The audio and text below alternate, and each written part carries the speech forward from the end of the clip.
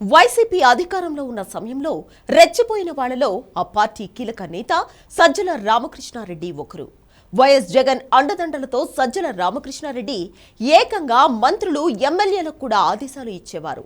ఇక parliamentary party సమావేశాలు నిర్వహించి ఎంపీలు పార్లమెంట్లో ఎలా పోరాటం చేయాలో కూడా ఆయనే సలహాలు, సూచనలు ఇచ్చేవారు. ముఖ్యమంత్రి జగన్ అయినా సరే సజ్జల రామకృష్ణారెడ్డికి ప్రాధాన్యత ప్రభుత్వంలో ఎక్కువగా ఉండేది. మంత్రులు కూడా ఏదైనా విషయం ఉంటే సజ్జల వద్దనే ఎక్కువగా ప్రస్తావించేవారు. ఇక మీడియా సమావేశాలు ఏర్పాటు చేస్తూ ప్రతిపక్షాలను చీల్చి చెండాడేవారు సజ్జల రామకృష్ణారెడ్డి. ఇక నియోజకవర్గాల్లో ఎవరైనా నాయకులు మాట వినకపోతే వారిని ఏ విధంగా దారిలోకి తెచ్చుకోవాలో సజ్జలకు ఒక అవగాహన ఉంది. కొడాలి నాని వంటి వారిని కూడా సజ్జల తన దారిలోకి తెచ్చుకోవడంలో సఫలమయ్యారు. ఇక పార్టీ నేతలకు ఆదేశాలు ఇవ్వడం, వాళ్ళు చేయాల్సిన పర్యటన షెడ్యూల్ కూడా సజ్జల టీం పంపించడం వంటివి అప్పట్లో జరిగాయి. ప్రభుత్వ వ్యవహారాల్లో ప్రతి ఒక్క దాంట్లో సజ్జల మార్కు ఉండేది.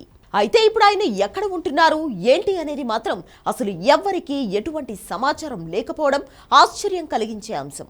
ఒకప్పుడు పదే పదే మీడియాలో కనబడిన ఆయన ఇప్పుడు వైసీపీ నేతలను అరెస్ట్ చేస్తున్నా, వారిపై కేసుల మీద కేసులు నమోదు చేస్తున్నా బయటకు వచ్చి మాట్లాడే ప్రయత్నం ఎక్కడా చేయడం లేదు.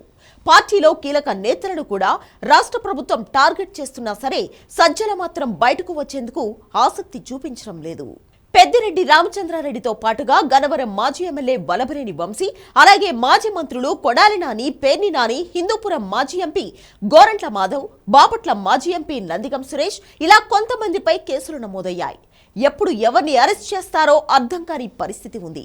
అయినా సరే సజ్జల మాత్రం మీడియా ముందుకు వచ్చి కనీసం మాట్లాడడం లేదు. పార్టీ నేతలకు కనీసం నైతిక ధైర్యాన్ని ఇచ్చే ప్రయత్నం కూడా చేయడం లేదు. ఒకప్పుడు వాళ్లతో ఆయనే బూతులు తిట్టించారు అనే ఆరోపణలు కూడా ఉన్నాయి. అలాంటిది పార్టీలో నేతలు కష్టపడుతున్నా సరే సజ్జల మాత్రం సైలెంట్ గా ఉండడాన్ని ఆ పార్టీ కార్యకర్తలు కూడా జీర్ణించుకోలేకపోతున్నారు.